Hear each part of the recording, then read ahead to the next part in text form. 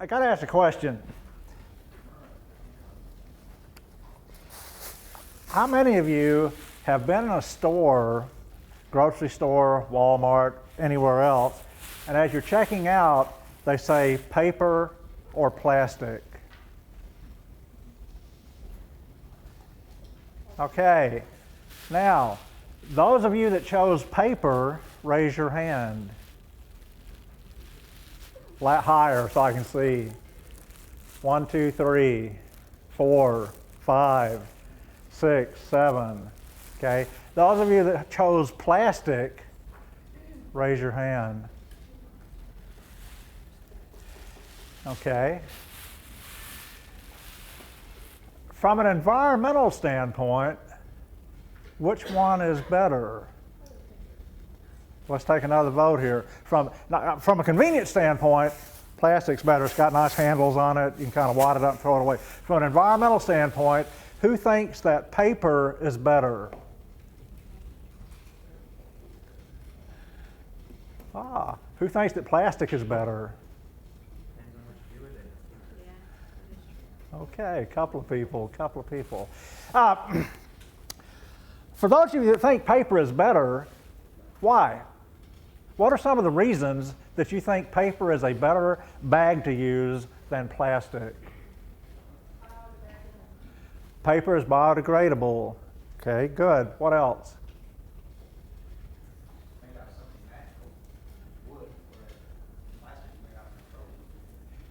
Okay, and a different way of saying that, the paper is made out of a renewable resource, whereas the plastic is made from a non-renewable resource in general. Any other reasons? Recycle. Okay, it's biodegradable, recyclable, made out of a non-renewable made out of a renewable resource. That all sounds pretty good. Okay. The people that said plastic is better, any reasons on why plastic's better? Because I've read the statistics about how much more room paper takes up on the truck than plastic, so how many more trucks have to truck them out there, and that plastic can still be recycled, so if you're going to recycle it anyway, it can still, Okay. the trucks, they release all the CO2 into the atmosphere, the CO. Okay, so one of your reasons is because the plastic can be recycled also. The other reason had to do with not the product itself, but how that product is transported, how it's packaged. Somebody else said plastic also. Any other yes? Killing trees. But don't trees grow back? Oh, it takes a long time. Well, let me read a statistic or two. I found these on the internet, and it's like anything else on the internet. One person writes it down, and then 3 or 4 or 5 or 6 or 10 people refer to that page, and they write it down, and by the time 20 or 30 people write it down, we know it's true, right? And we know it's accurate. Okay, that's the way it works on the internet. In this case, I won't vouch for the actual accuracy of these figures, but I think the generalities are true. 1999, 14 million trees were cut to produce 10 billion paper grocery bags used in that year. So we used 10 billion bags, took 14 million trees to produce the paper for those bags. Okay, paper bags generate 70% more air and 50 times more water pollutants than plastic bags. 70% more air, 50% more water. How could that possibly be? Well, I'm using a nice renewable resource, it's biodegradable, it's recyclable. How could I possibly produce more air and more water pollution producing it? Manufacturing process. Now we've talked about two things. Considering a product, how it's transported, and now we're starting to think about considering a product and how it's manufactured. Hold that thought, that's a good one. Paper bags use 4 times as much energy to construct as a plastic bag. Paper bags, recycling. Paper bags require 84 times as much energy to recycle as a plastic bag. Okay. Speaking of recycling, oh, this is a good one. A lot of paper is recycled in our country. That's a good thing because the more paper that's recycled, the less paper ends up in a landfill. I've seen numbers up around 60, 70, 80% of our paper is recycled. That's great. That's a good thing. Okay. Paper bags. What percentage of paper bags do you think are actually recycled? Well, I mean, let's do this hand. Who says more than 50%? 25%. Okay, 10%. 5%. Okay, those in the 10 to 15% range are about right. So even though paper bags are recyclable, only about 10 to 15% of those bags are actually recycled. Most of them are just chucked in the trash. What about plastic bags? You're correct. The polyethylene that's used for the plastic bags, that is recyclable most of the time. What percentage of plastic bags are recycled? Let's do it again. 50%, 25%, 15%, 10%, 5%. Y'all are the winners, okay? Generally speaking, only about 1 to 3% of the plastic bags are actually recycled. So even though the paper bags and the plastic bags have the capability of being recycled, only a small percentage are actually recycled. Now, if I don't recycle the bag, where does it go? Reuse it. You can always reuse it. Ooh, yes, but what do people really do? We throw it away. It ends up in a landfill. Now, who said that paper was biodegradable? Okay, if that paper ends up in a landfill, does it biodegrade? Okay, a modern landfill has a cap to prevent any moisture from coming in. It's got a liner to prevent moisture from leaking out. It's basically a tomb. It's an encapsulation. And without moisture, there's no biodegradation. I've seen pictures that show a hot dog, and you think most hot dogs would be biodegradable. I've seen a hot dog that's 20 years old coming up from a landfill, and it's still a hot dog because there's no biodegradation that actually occurs in that landfill. So maybe that's not an important point, the biodegradation. So the question is, which one is better? And most people agree that the answer is neither. Okay? This is the best bag. Something that's reusable, that you can use 50, 100 times before it degrades. And in some countries, this is the push. We spent some time in Korea. First of all, if you want to use a plastic bag, you've got to pay a tax. You've got to pay extra money to use it. Grocery stores don't really offer the bags unless you pay extra money, and most everybody goes shopping with 2 or 3 of these in hand so they can reuse the bags and not have that disposal, the material to dispose of. So paper and plastic both have issues, both have problems, and that is related to where the materials come from. Has anybody, for that matter, where does a cotton bag, even if it's cotton, where does cotton come from? Cotton plant. What does growing a cotton plant require? Water. Where does that water go? It runs off into the creeks. What does it pick up? Dirt, sediment, farm chemicals, fertilizers, herbicides. Cotton itself, when they're picking cotton, they defoliate the plants using an acid at times. So there's a lot of impact just to the harvesting of cotton. Renewable. And that's what I want to get into today, is not just thinking about the product itself, but where that product comes from and trying to judge our impacts, including what's called life cycle. Life cycle means from beginning to end. I heard somebody mention reassembly or reuse. That was yours? The 3 R's. Let's see if we all know the 3 R's. What's the first one? Reduce. Reduce the waste. What's the second one? Yeah, I like that as the second one. Reuse it directly. So reduce the waste, reuse it directly. The third one? Recycle. Okay. I want to add a fourth one. I'm going to call it reassembly, because more and more what we're trying to do is think about a product from how it's going to be used after we're done with it. Let me start. Oh, what is this? Okay, did somebody say doorstop? Okay, yeah, it's an iron. But now we typically use it for a doorstop. This is the iron that my grandmother would have used, your great-grandmother for most of you, but it's an iron. What's it made out of? Very good, made out of iron. There's nothing else besides iron in this iron. It's all iron. Okay, how is it used? Well, how did I heat it up? Put it on the fire, put it on the stove, let it heat up, get warm, use it for a little while, then it cools off, put it back on the stove, use it for a little while, reuse it. Okay. Let's think about the life cycle analysis of this iron. Life cycle, the beginning to the end. Okay, what's it made out of again? Where does iron come from? You're right. Okay.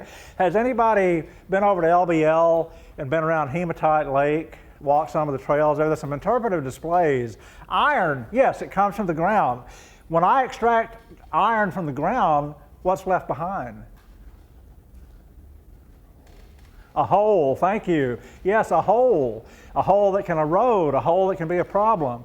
Okay, I take the iron and extract it, and it's in an ore. And iron is an abundant material. It's not renewable, but it's abundant. There's a lot of iron. So I bring the iron up, I put it into a smelter, I melt the iron, or I melt the ore, and then the iron separates. What do I use as a fuel?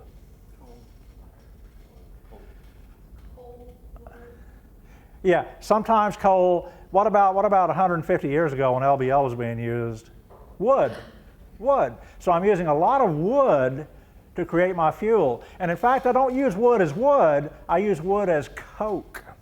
In your labs, who here's a science major or studying sciences? Only a boy. Okay. In your chemistry lab, have you ever burned wood in the absence of oxygen? No? You can't have fun in chemistry lab anymore. We used to do that all the time. Okay. We'd also take sodium and throw it in water so it'd explode, but that's the old days. Okay, when you burn wood in the absence of oxygen, you get methyl alcohol and other chemicals that come out of the wood. If you go to land between the lakes, what you would have to do, they would take the wood and then they would create a mound. They would take the wood and put it in stacks, then put dirt on those stacks to keep the oxygen out, and then burn the wood within that encapsulated stack. So there's not enough oxygen for it to actually, it would just char. And that char is what made the coke. Well, as that wood charred, that methanol, the chemicals would leach out. And even today, there are areas that you can go on LBL where you can see where the vegetation will not grow very well because of those chemicals that leached into the ground. Okay, so iron, big hole, you've got to melt it, you've got chemicals leaching in from the fuel process. You also have to have limestone, which is one reason why this area is popular, to help the smelting process. So there's the mining of the limestone itself.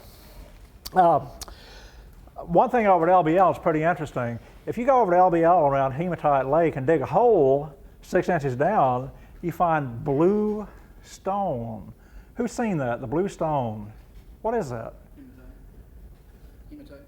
Okay, it's the leftover slag. It's after it's been melted, the ore, and then resolidified, and it's all over the place. So there's a waste disposal problem from the extraction also. Okay, after the iron is smelted, what they would do is they would put it into a cast, and these little casts look like anvils, but somebody back 200 years ago thought these anvils looked like pigs. And so that's where the term pig iron comes from. The pig iron is that melted iron that was first put into a mold. Okay, so we take it and put it into a mold, put it on a barge in this case, send it somewhere to be remelted. Okay, that iron, what did I have to do then to make this iron? I have a big pig, an anvil of iron. What do I have to do to that iron? I've got to melt it. So there's more fuel that's required, more air emissions. I melt it, put it into a mold, and mold my iron. This happens to be 2 pieces, but it's still all iron. Put it in the mold, form iron. Okay, I've got a finished product. Well, I'm here in Louisville. Where does it come from? I don't know. I'm here in Louisville with my iron. My customer is in Paris, Tennessee, that needs that iron. How do I get the iron to my customer? Ship it. How would I have done that 100 years ago? Train, barges, railroad. Where I live in Kirksey, I think they still had an actual wagon that came out 100 years ago. Okay, but it had to be shipped. How did whatever that you used to ship? How was it powered? The railroad. What does the railroad need to work? Coal. So the shipping also has an environmental impact to get the material from one place to another. Okay, I get to the user. The user. Tell me again, where did this heat come from? From a fire or a coal stove. In Pleasant Hill, there's a Shaker Village, and they have a commercial laundry. They've got a stove, and that stove has about 20 slots around the stove, and they would put 20 of these irons on it. And so what happened, when one iron cooled down, they'd put it right back on the slot, move to the next one, and keep going, and that way they never had to quit because there was always a hot iron to use. Okay? But they still had to be a fuel source for that heat. They were either burning coal, burning wood, some type of fuel source. Okay? Now, once I decided I was tired of this iron, what did I do with it? Huh? Okay. You said you've seen these. Where did you see them? Okay, flea markets. Okay, at your grandma's house, your great-grandmother's house. What do they use them for? Door stops. Okay, paperweights, things like that. So it is reusable. Now, let's go back and look at the overall environmental impact of this iron. Yes, there was iron extraction, there was a mining process, there was the smelting of the iron, there was the manufacture of the iron itself, which required mold, required energy, required probably some lubricants to get the iron in and out of the molds. There were transportation expenses, there were energy cost and use, but it's reusable. Okay, I don't have to throw it away. I can at least use it for a doorstop. Or, if you had one of these today, what would you do with it besides use it for a doorstop? What's that third R? Recycle. It can be melted down and used in the form that it's in, recycled. Now, some environmental impact. That's where we get to life cycle analysis for product development. We want to think about how would I improve this, and then what are the impacts related to the improvements. Let's brainstorm. What is wrong with using this today? What would you want to improve? It's not efficient. How do you mean? Well, it's not convenient either. Huh? No, you might go ahead. But, well, I mean, I don't use a wood-burning stove anymore, so how would I heat it? Ah, very good. People, when they were using these, they would be cooking, they might have house heat, other things from that stove, and this was just a byproduct heat. But now if you're going to use it, who here cooks on a wood-burning stove all the time? Who here supplies all of your house heat with a wood-burning stove? Okay, not very many. So you're right, you would need to be burning something else to get the heat, so it's not efficient in that regard. What are some other issues? Grab that. The whole thing would get hot. Okay, what would keep you from using that all the time right now? It's heavy. It's heavy. Good. It's heavy. Also, if you just figure this has been sitting on a stove for the last 3 hours, and you pick it up without a glove on, yeah, branded. So it's hot. It's hard to handle. Heavy, hard to handle, not very efficient. What else?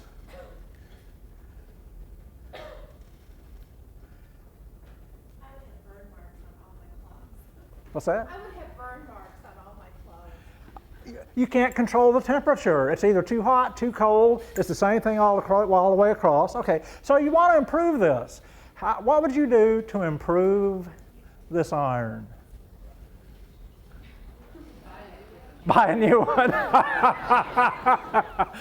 What would you want in that new one? It wouldn't be nearly as heavy. It'd have a steam option. It'd be electric. Okay, you want to be able to plug it in instead of putting it on the stove. You want it to be lighter, which means either different types of metals or plastic. You want to have a steam option. If I want steam, what do I have to have inside the iron? Water. Okay. You were mentioning too hot, too cold. Would you want to have a temperature control? Sure. Low, high, medium, some type of control. What about the surface itself? Here, let me rub your hand on that. How does that feel? Pretty smooth? Is it smooth enough to iron your best clothes with? No, it is. Okay, so you want a smoother surface, some sort of coating so that it's not rough. Okay? Okay. So what you want is this. Okay? Now this is an old this, it's not a new this, but at least it's got something. I've got a temperature control, light, medium, easy care, wool, cotton, linen. Hey, all right. I've got steam. Well, if I can see it. Actually, that's my spray as well as steam, but I've got steam, I've got spray. It's got a nice, smoother finish anyway. It's lighter. What's this made out of? Plastic. What about the bottom?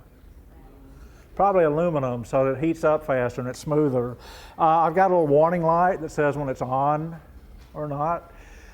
What about for a safety standpoint? What if this is still hot, and well, it's going to be hard to tip over, but maybe I brush against it. Well, it stays hot, right? A modern iron, what should happen when you tip it over? Of course, if it did that, then you wouldn't be able to iron your clothes, right? But a safety switch might be useful of some type. Okay. Okay. It's also, this one doesn't have it, but I have seen this. It's like a light, so that you can actually iron in the dark. Okay. Okay. Now, for this iron, how many different types of materials do you think might be in this iron?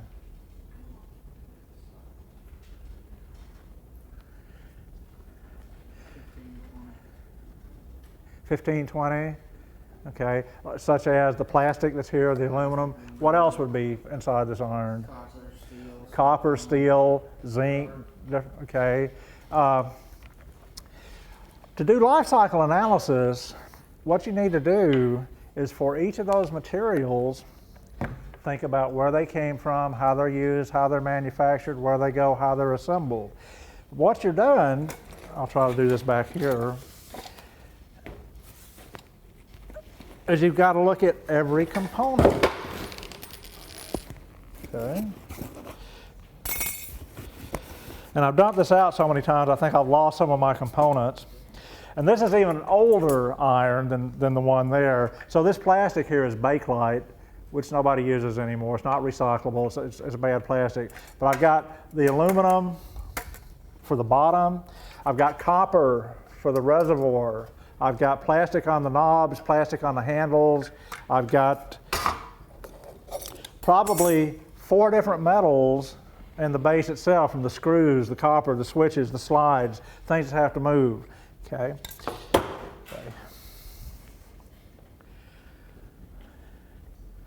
Where did the copper come from?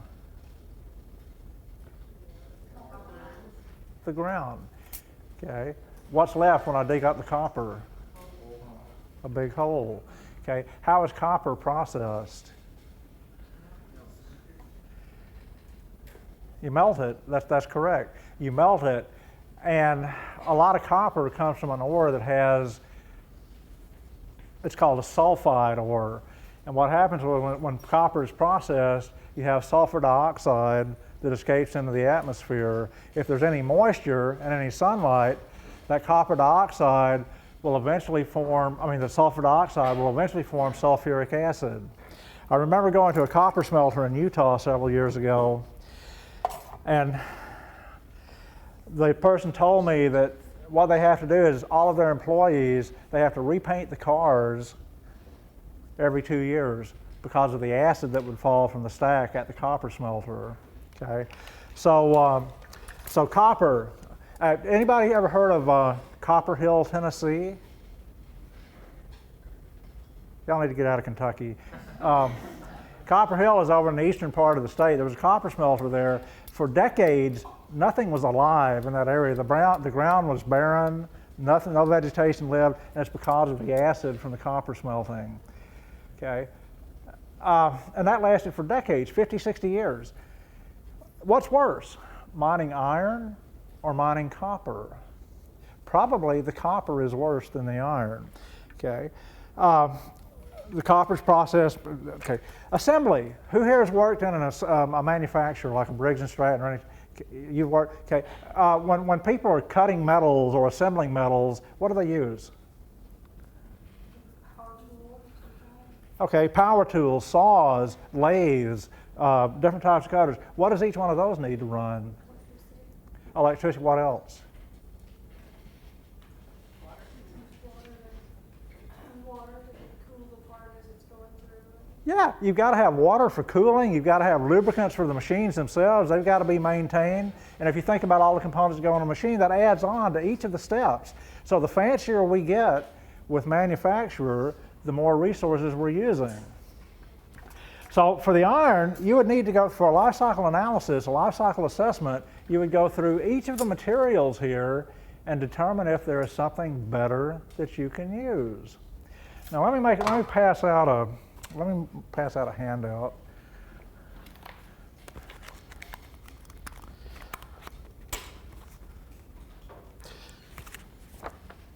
Just start those around and back.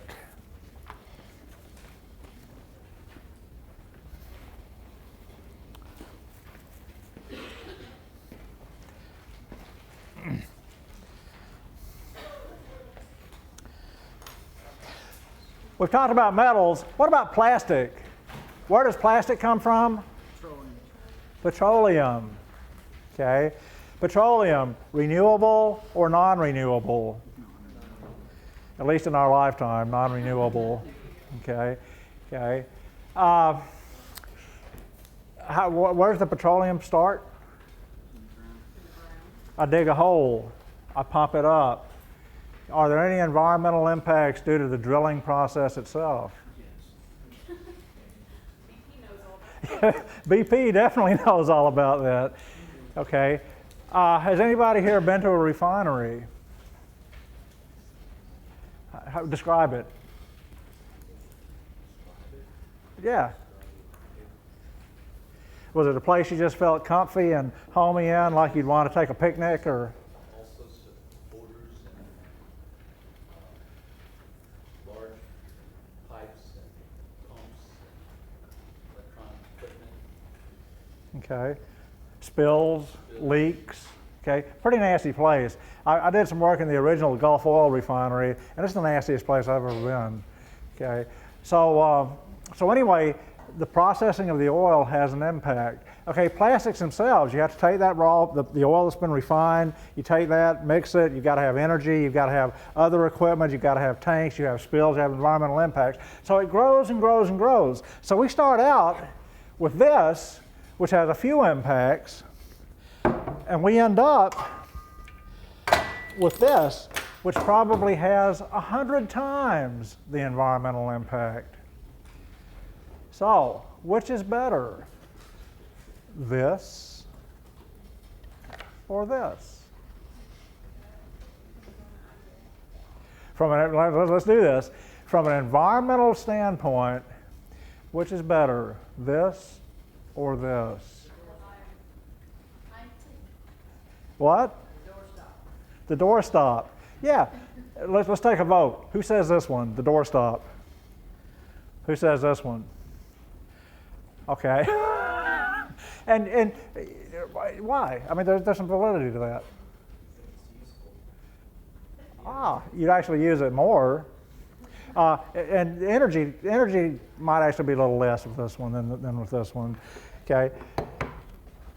this is the most environmentally beneficial or the better environmental product, and yet, which one are you going to choose? Yeah, okay. You're going to choose this one. You're going to choose this one. So the question becomes, because of your choices, my choices, we have deliberately chosen the product that has the most environmental impact. Anybody here consider yourself to be an environmentalist? Okay, long hair, green shirt, you got to be an environmentalist, okay. Well, I'm an environmental engineer. I consider myself a conservationist because I like toys. If I had to, my wife's here and she would tell you I've never ironed clothes in my life and never will, but if I were to iron, I would choose this iron, not this one, because I like toys. But I'm a conservationist. That's where the life cycle analysis comes in. We want to try to look at the toys we want, the toys that we need, the toys that we just like to play with, and we need to try to reduce the environmental impact of developing those toys. How could I reduce the environmental impact of this iron? Promote wrinkled clothing. What's that? Promote wrinkled clothing. Oh, society. Society says you're supposed to have a pressed shirt, stiff collar, look your best, have ironed clothes, be neat, proper. Maybe if society decided it wasn't so important to have a few wrinkles, then we wouldn't have to iron as often. Okay, how else could we reduce the environmental impact of an iron? Make them last longer. Don't make them where they break. Make them where they last longer and you can actually use them longer. Mine breaks every couple of years. I have to buy a new one or go spend twice as much to have it fixed. Okay, design and manufacture so that things last longer. Now, on the sheet I passed out, you notice there's a flip side. And the flip side talks about social and cultural issues, economic issues, and I agree wholeheartedly. Make something last longer, but if something lasts longer, what happens to our economy? We tank. Because our whole society is based on buy, consume, spend, and then rebuy and consume. So yes, I can reduce the environmental issue, but then I exacerbate the economic or cultural issue, and that's part of the balance here. Every decision is based on environmental aspects as well as the social, cultural, and economic issues, and it's hard to separate those out sometimes. The paper bags versus the plastic. Which industry employs the most people, paper or plastic? Yeah, maybe. I don't know the answer to that, but I would like to know that before I decided which one was best, because people need to be employed. People have to have some kind of way of living. What are some other ways to reduce the impact? We've talked about longer life. What else? Change in materials. Change the materials to what? Like change instead of having 4 different metals, maybe 2 metals. Reduce the differences in materials and expand it. You could also look for materials that are recyclable or reusable. Maybe you could, what is this iron going to be used for when it does break? Yeah, I don't know if you use it for a doorstop because it's so big. You're going to throw it away. Why wouldn't you recycle it? There's nowhere to recycle. Because it's got 50 different metals in it, 5 different plastics, 3 different paints, and there's no way to recycle all of that because somebody's not going to sit down there with a screwdriver and take this thing apart and recycle each component. So part of what we try to do now is design things so that the recycling is easier, so the recycling is better, reducing the number of materials, making it easier to take apart, making it easier to separate what is recyclable, and then supporting the economy that will support the recycling. Paducah has recycling, but you don't have to answer this in public, but how many people in this room recycle regularly? Okay. For those of you that don't, why?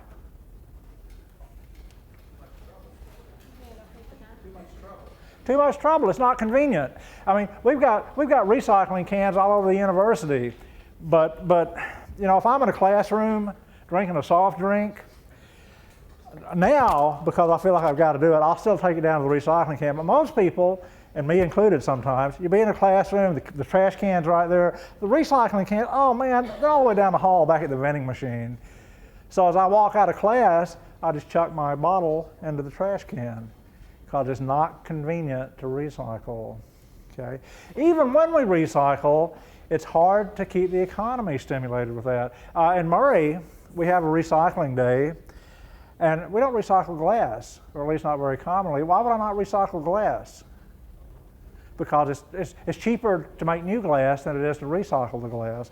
So there's a lot of reasons for not, I mean, there's a lot of reasons, excuses why we don't recycle, but it's a good thing to do. But we have to design products so that you can recycle. And the sheet that I passed out, the backside on the social and the economic, I was in Austria doing an environmental awareness kind of tour. And I'll tell you, the attitude is different. Who here has traveled in Europe? Okay, I recommend it if you have a chance to travel somewhere. I saw kids, there's a lot of recycling centers. I've seen children actually reach down, pick up a piece of trash, and put it in the correct recycling container. How often is that going to happen in the United States? Probably zero, but at least not very much. In Germany, it's against the law to idle your car. Okay, if you're not going to be out there running that car and leaving, you just turn it on to let it sit and warm up, forget it. You get a ticket for doing that. So they're very energy conscious, very, very recycling conscious. This town in Austria, every project they would evaluate on the basis of environmental impact, social impacts, economic impacts, and global impacts. And I only gave you 2 of the 4 sections here, but you can see those questions are very general, very broad, but every time they try to look at product development or manufacturing development, they ask those questions. Is this going to be better for our economy? Is it going to be better for our people? Does it enhance our way of life? Does it provide jobs? So they're always considering things that go beyond just the environmental part of it. The economy is important. The front side is just a list of questions to ask yourself about a product. It's kind of if you're in manufacturing, it's the sort of the questions you would ask to evaluate why you want to develop a product, why do you want to improve a product, and then some assessment questions that go along with looking at the overall environmental impacts. Lost my stack. I guess I passed them all out. Okay. So just use this just as something to look over as far as looking at what kind of materials, where they come from, how were they manufactured, how were they assembled, what were the environmental consequences of transportation, of assembly, how do I want to improve it, and then finally, what do I end up with? Really, is what I end up with better than what I started with or not? And that's life cycle analysis in a nutshell. Is what I ended up with better than what I started with? Okay. So does anybody have any questions or comments? Additions? Some of you have some experience. Most of you. Mike, I did want you to talk a little bit about careers in environmental engineering technology. Because I'm not sure everyone is familiar with that type of a degree and what you can Okay. Let me do a little poll again. Who here is a science person studying sciences primarily? A few. Those of you that are not in science, what sort of things are you doing now? What sort of things are you studying? Healthcare. Okay. What else? Engineering. Engineering. Just engineering, like pre-engineering kind of thing. Okay. Mechanical. You're UK. Good. Good. What else? Solar panel energy. Okay, very good, very good.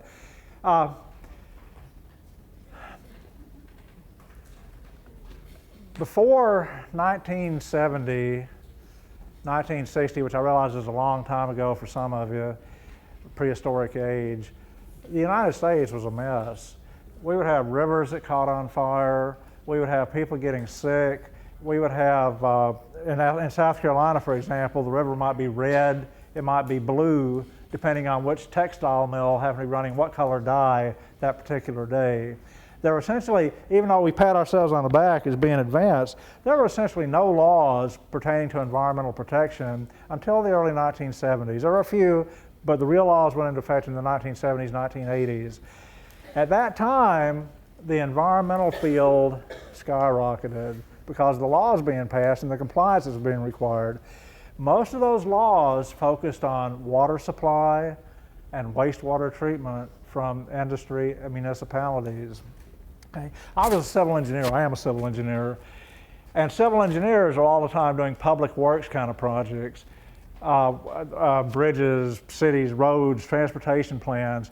Well, almost by default, environmental engineering became part of civil engineering. We call it sanitary engineering at the time, and that's because of the water supply and because of the wastewater treatment, the public works aspects.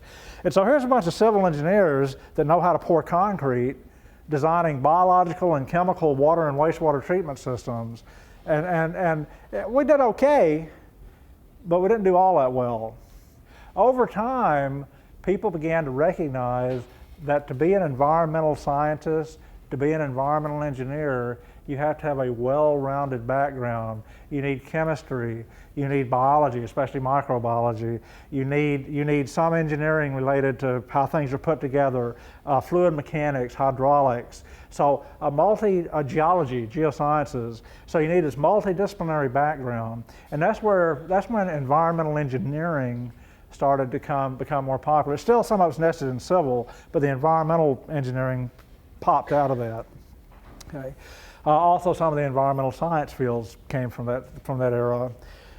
Now, what happened over time is that the engineers circled the wagons and said, let's keep these as engineering programs.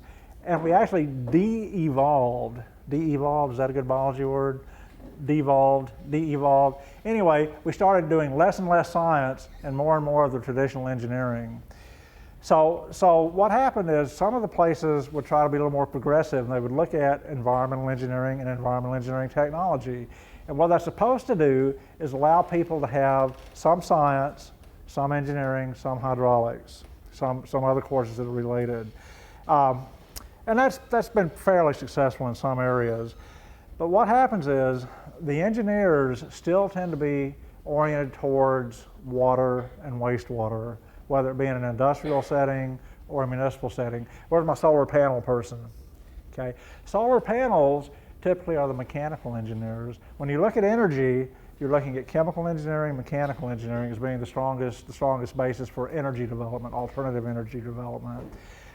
If you're looking at going out and looking at water quality and determining what effects those pollutants might have, how they might be not controlled necessarily, but what's going on, then you're a biologist. Okay.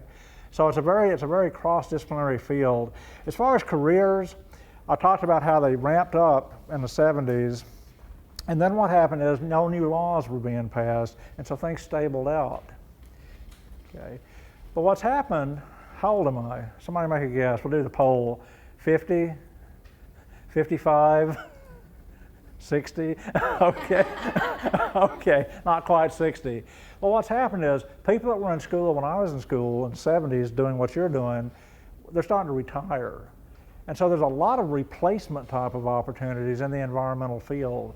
People are getting older, they're retiring. And so even though this job market is not skyrocketing, there's enough replacement positions to find a career. Engineers typically get more involved in the design and operations of treatment systems, whether it be air treatment systems, water treatment systems, solid waste handling systems. Scientists tend to get more involved in the assessment of the problem. What are the impacts? What kind of levels? What do we need to control at? What levels? So the scientists, this is a stereotype, the scientists will figure out this is bad, this is the level it needs to be at, and then the engineers will come up with a system of how to make it that level. And there's a lot of opportunities because of those replacement positions that are going on. So, any questions? Other things? Yes, ma'am. This all sounds wonderful, and really I am all for it. But where my question comes from is you're talking about the laws in the United States, and most of our manufacturing is now left in the United States, and it is That's almost totally true. For example, DDT. Remember DDT? Anybody heard of DDT? What is DDT? Pesticide. It was used for mosquito control primarily. Okay. When's the last time you saw DDT being applied in the United States? None of you have seen it because it's been outlawed for 30 years or more, but it's still used in other countries. In fact, even though we can no longer manufacture DDT in this country, there were stockpiles, and we will sell this to other countries. And we'll say, well, it's not very good for us, but by golly, you can use it. Have fun. Give me some money for it. So here's your DDT to use. So there's imbalance in what we allow other countries to do. We can't step in and regulate the other countries, at least not very easily. The thing with China, the lead and the paint. Lead, a toxin, a neurotoxin, brain damage. And China was actually shipping over products that had lead in the paint, and that was controlled, finally. Okay. But you're absolutely right. When manufacturing is in another country, it's harder for us to control what the environmental impacts might be. Now, the question you ask yourself, oh, this is a good one. Do I care?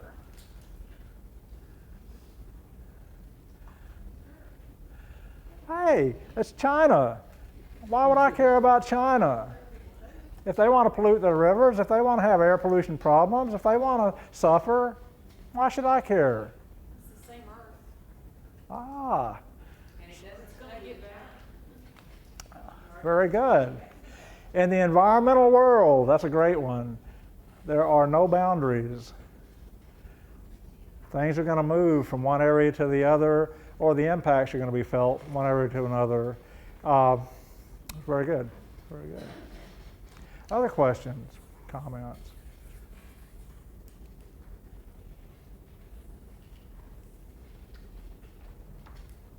Yes. Oh, you're just stretching, saying, I'm bored, I'm sleepy, I want to get out of here. That's okay.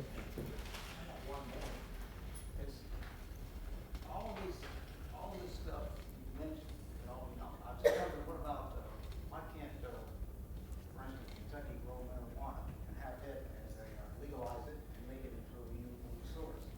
It's very renewable. You can make paper. You can make I don't wanna kind of smoke bag. it, but You can do bags more and with it stuff than like just smoke. Do I look like the Attorney General? It's renewable. I know that my grandmother lived in Marshall County during the 19 teens. Her grandfather owned acres of land, and that stuff would grow wild out in Marshall County. And she said that a lot of people, to most people, it was a nuisance. And sometimes they would take and they could make stuff out of it, grow it, and it's a much more renewable resource. But for some reason, you got all these moralists down here that want to pride and think that it's inherently evil because it happens to be a plant. And whether it's marijuana or some other type of crop, we are looking at ways of using renewable, I can't think of the word, biomaterials, I guess would be the way to put it. Renewable energy is one main area where we're looking at using bioresources for that fuel, but we also look at it for pharmaceuticals. We look at it for different types of materials. We're starting to make plastics using a fibrous material from plants. So whether it be that particular crop, there does need to be additional work done towards using a renewable resource for other purposes. Anything else?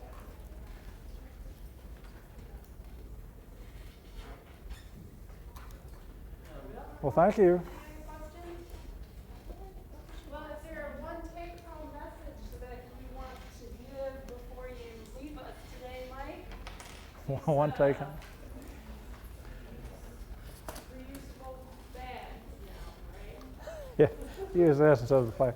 Actually, the take-home message, I know it's inconvenient, and you got to force yourself at times to do it. And I'm a hypocrite like everybody else. I mean, if it's really inconvenient, I won't recycle. Or occasionally I just get tired of it. I say, look, I spend all this time trying to recycle. I'm just tired of it, so I'll just chuck something in the can just for anarchy. Okay, but you need to force yourself to think more about forcing yourself to put that material in the recycle can. We save huge amounts of energy through recycling. Even though the recycling requires energy, it's cheaper than starting with the raw product. The environmental impacts are less.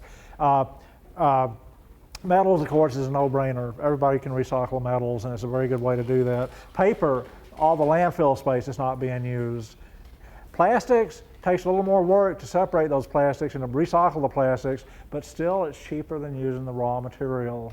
And you know, so what if I've got a yard tile that's some sort of weird color because I've used 12 different plastics in it? It's okay. It's a yard tile. So the take-home message is try to force yourself to use whatever recycling facilities are available, and overall it'll be a benefit. Thank you.